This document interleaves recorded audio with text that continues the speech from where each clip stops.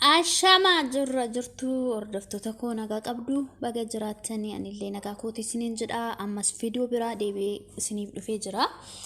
Arra jechuudha akkamitti saffisa waayifaa moobaayilii keessan irratti dachaadhaan dabaluu akka dandeessan jechuudha. Waayifaa moobaayilii keessan irratti dadhabaa ta'e utuma waayifaa mana keessa jiru jechuudha. Moobaayilii keessan irratti ariitiidhaan isiniif hojjechuu didu jechuudha waayifaanii. Kana akkamitti akka dafee isiniif hojjetuu fi ariitiidhaan moobaayilii keessan irratti akka isiniif hojjechuu danda'u isinitti agarsiisa. Gadhumaatti na waliin tura viidiyoo kun laayik godhaa isiniin jedha akka namoonni arganii irraa baratan na waliin tura gadhuma. Warroonni haaraa gara YouTube koo dhuftan iddoo kanarratti subscribe godhaa mallattoo ishii kana ol kan jetturra godhaa maatiinaaf ta'a barnoonni ani asirratti gadhiisu guyyaa guyyaadhaan sin bira ga'a. Sanaa booda barnoota haga ammatti sin darbe argachuuf iddoo viidiyoo jettu kana tuqaadha. Gubbaa kanarra jechuudha. Sanaa booda barnoota danuu as keessa jira viidiyoolee babbareedaa jechuudha. Seenaa irraa baradhaa wantoota sin dhibee as keessa baradhaa siniin jedhaa viidiyoo laayik godhaa akka namni baay'ee argee irraa baratu anaaf illee jajjabina ta'a.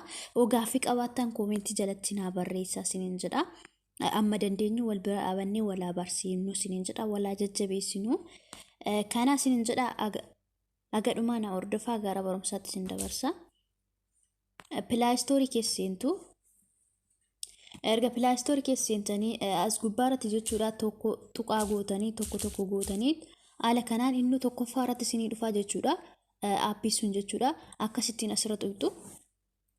Sanaa booda aappiin sun kunoo jechuudha lakkoofsa tokko itti xaaftu jechuudha yeroo afur tuqaa gidduu gootanii sanaa booda tokkoffaa irratti isinii dhufaa jechuudha. Fast and safer internet kan jedhu kana buufadheen qaba waan ta'eef isinitti agarsiisuu qofaa fi ergaala kanaan aappii kana buufattanii jechuudha haaluma salphaadhaan amma buufadhee jira keesseenii isinitti agarsiisa akkaataa itti fayyadamasaa.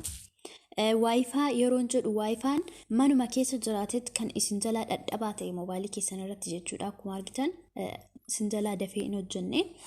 Kana aappii sun kunoo isa kana keesseentu ergaala kanaan keesseentanii jechuudha haala kanaan isinii dhufa. Sanaa booda jala kanatti neekistii kan jedhu kana tuqxu. Achi booda mallattoo ishii kan akkeetti kan jettu kanarra tuqxu.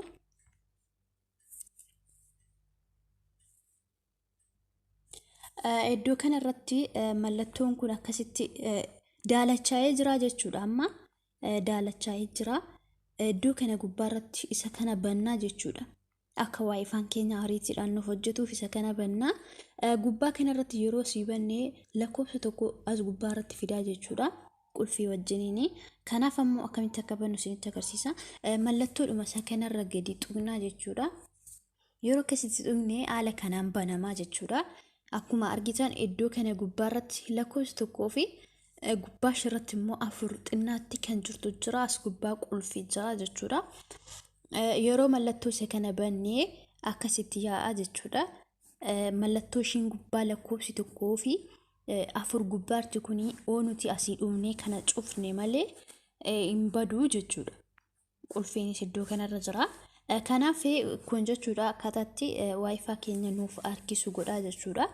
Ariitiidhaan akka inni nuuf hojjetullee ni taasisaa jechuudha. Isiniin dhibu jechuudha aappii kana haaluma kanaan seettanii sirreeffachuu dandeessu jechuudha. Halluuwwis wanti baay'ee isin gaafatu hin jiru aappiin kun kan qarshiidhaanis bitamu miti. Tola bu'aa jechuudha. Kanaaf tola buufattanii haala kanaan warroonni waayifaan keessa isin jalaa dadhabaa ta'e akkasitti sirreeffachuu dandeessu jechuudha. Itti fayyadamuu dandeessu.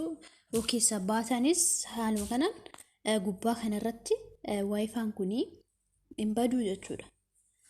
Yoommoo isiniif banamuu didee appittii tana gadi qabdu jechuudha. Yoo akka carraa eeyyama isin gaafate asirra wannaa xuxxanii mallattoo ishii kanarra as keessa isin gashaa jechuudha. Oodiin gata isinii hin banama aappiin kun tola garuu yoo akka carraa ta'ee isin gaafateef hin jedha. Sanaa booda iddoo kanarratti jechuudha. Permeesiyoon kan jedhu kanarra tuqxu. Achi booda iddoo kanarratti jechuudha. Filisende miidiyaa kan jedhu kana halluu irra godhattu jechuudha sawulii kanarra.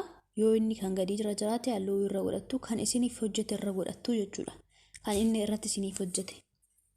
Sana booda lookaatiyoon kan jedhu kanas halluu irra gootu jechuudha. Yoo inni isiniif hojjechuu didee asirratti ol dabarsitu jechuudha. akkasittiin aappii yoo isiniif hojjechuu didee in hojjetaa jechuudha. Aappiin kuni ani amma akkuma buuseenan keessa seenee yoo akka carraa isiniif hojjechuu didee jedheen isinitti himaa jira. Kana fakkaataa akka isiniif galu abdiin qaba. Viidiyoo kana laayik godhaa, sheer illee waliif godhaa akka irraa baratanii fi namoonni baay'een arganii isiniin jira. Haala kanaan wantoota beeknu walaa jajjabeessinu, waan beeknu walitti yaa'imnu, walaa barsiifnu isiniin jira.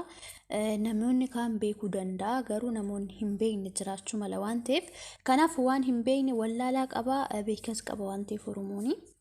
Waan hin beekne tokko wal barsiisuun gaariidha isiniin jedha.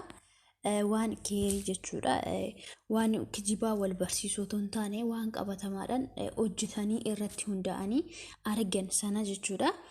Dabarsanii namaa qooduun gaariidha isiniin jedha. Kanaaf waan beeknurraa walaa barsiifnu isiniin jedha. Galatooma aga viidiyoo biraatti walitti deebinutti turtii gaarii qabaadha.